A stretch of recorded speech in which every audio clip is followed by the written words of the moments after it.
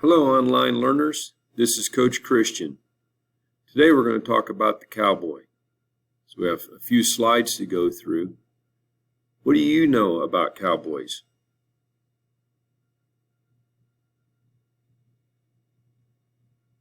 The Vaquero. The Vaquero is the Spanish term for cowboy. Just a little bit of background information to put things in perspective.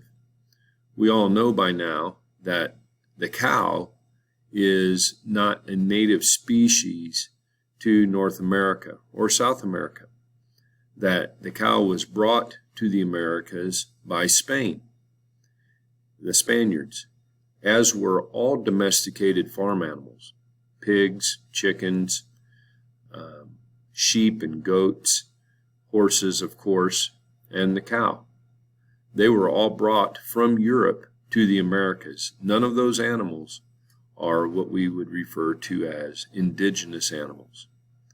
And so once the cattle were brought here, they populated the Southwest at different places, but especially with the Spanish mission system.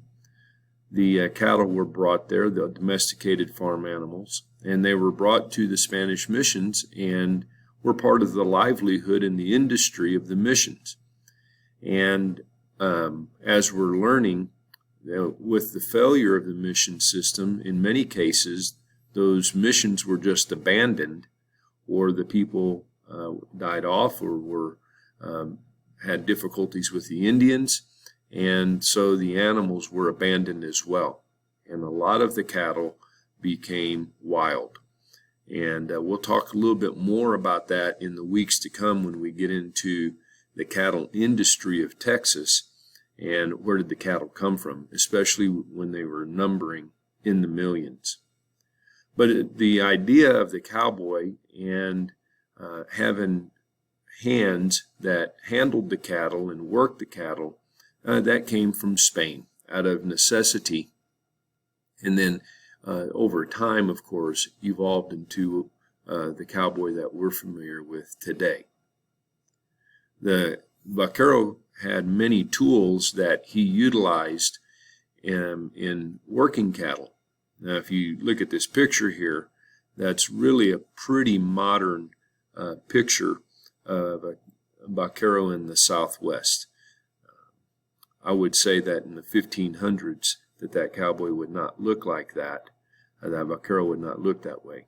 Be a little bit more, less ornamented in his clothing and things of that nature. But as time progressed, it became a very noble occupation. The lasso, the word that we use is a Spanish term, the lasso, as are many of the terms associated with ranching and the cowboy and the horse and the equipment that is on the horse.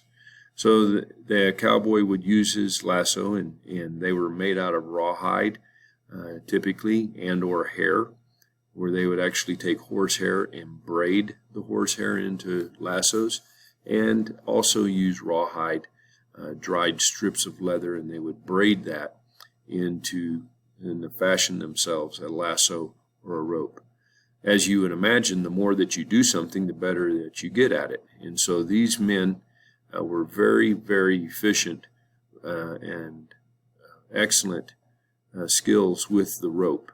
And, of course, their horseman skills were fantastic. Another piece of equipment was the spur.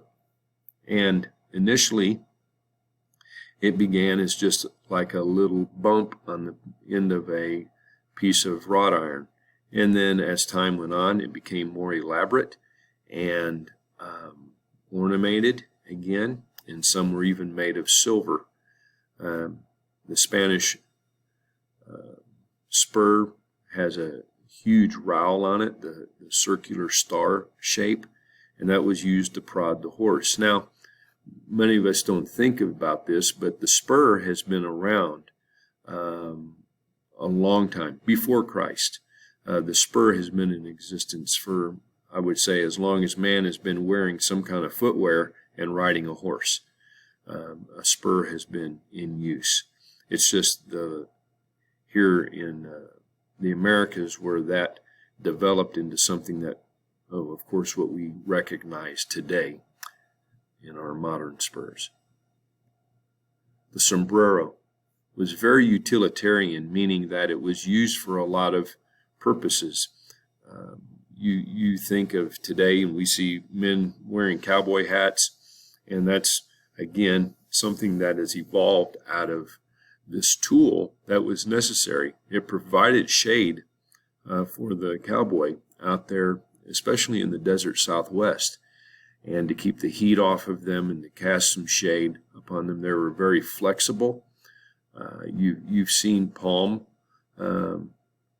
fashion, palm-leaved sombreros that have been utilized, and they could be bent, pulled down over the ears and the back of the head to protect from the sand. Also used as a scoop to hold water for watering the horse, and many other functions. But the primary use was protection from the sun, and that's why it was typically had such a large brim. Branding. Branding is another tool of the cowboy or the vaquero that has been in existence for a long, long time. From, again, before Christ, branding has been utilized to mark cattle or livestock for identification purposes. Today, branding is still used in some cases. A lot more is going to ear tags, especially on cattle. But branding has always been a part of raising and keeping cattle, and the branding iron becomes a form of artwork. There's registries today, and again, we'll talk about this later when we get into our Texas history, as when we were post-Civil War, gets into our Texas cattle industry, where cattle is king, and we'll talk again about branding there. But just know that branding, like spurs, have been around for literally a couple thousand years, and it's a very, very dirty job and a lot of hard work. Cattle ranching is something that developed again after the mission system failure. Cattle were rounded up, and there were vast herds initially. After the mission system failed, the cattle went wild, and they were herds that were as big as the buffalo herds, and they were free ranging and nobody owned them. And then ranchers went out, hired men, gathered the cattle, brought them in, branded them, claimed them, and began breeding again. And before there was fencing, we had open range all across Texas in the Southwest. And so ranchers may have owned land, but they really didn't worry about that. They moved the cattle where the grasses were always greener, and especially where there could be water. And so cattle became a major industry and continues on to this day. One of the byproducts that we usually don't think about with cattle is something called tallow. Now, when we think of cattle, we think of meat and, ribeye steaks, beef ribs, and things of that nature. But cattle, the entire cow, is utilized in the cattle industry, and it is still today, so that nothing is wasted.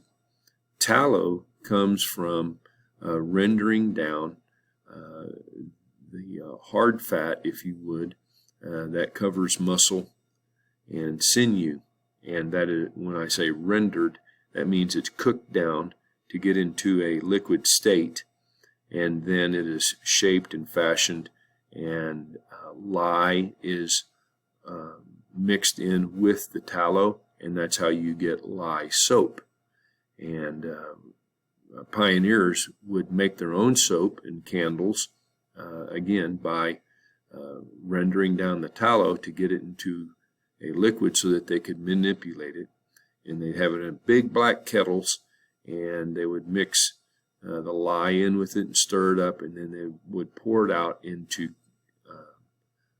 big forms where they could make a cake, as you see on the screen, and then that cake could be used like a bar of soap, or they would put a wick in them, a piece of string or rope, and be fashioned into candles for lighting in their homes.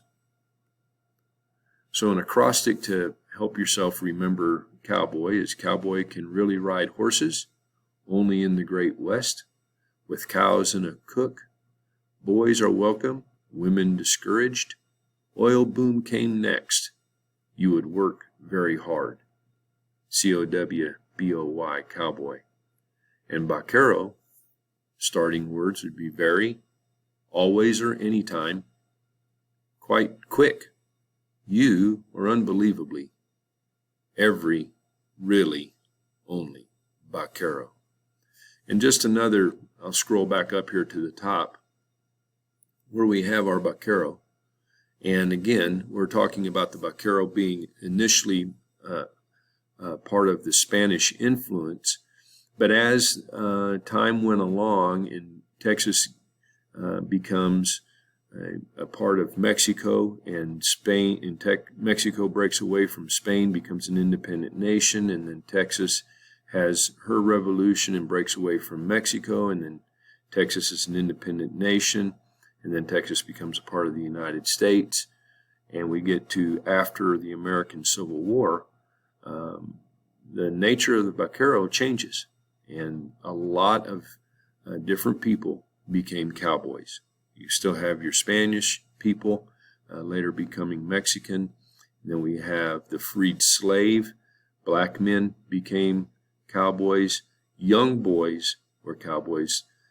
Cowboys were relatively young in age, as early as being 14 years old. And sometimes there were women that were cowboys, not very many, but there is record of women being cowboys. Indians became cowboys too after the Indian Wars were over, because they were excellent horsemen. And so anyway, I just wanted to add those thoughts to you to let you know that the cowboy that we know in the Old West was not just a Spaniard vaquero. There were vaqueros, there were cowboys, there were black cowboys, there were Indian cowboys, there were Irishman cowboys, and so on. And most of them were young boys, young men, 14 to 24 years old. I hope you enjoy studying vaqueros and cowboys. It's an exciting part of our Texas history.